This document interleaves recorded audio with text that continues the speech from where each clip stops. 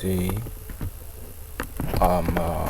we haven't done anything on HTML, and so today this is the title area, and what we want to do, we want to write the title that this is our login.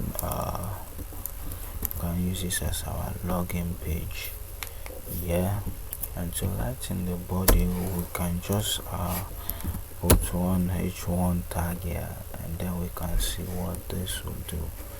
H1 tag, and then we can write hello world,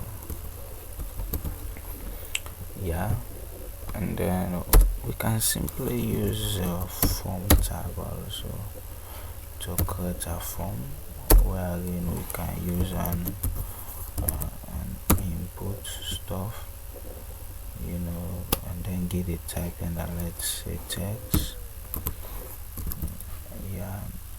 The name, we can say name. Okay, so we can also copy this one to the next line for us to have another, and then this we can say the thing is password. And so I think that is it.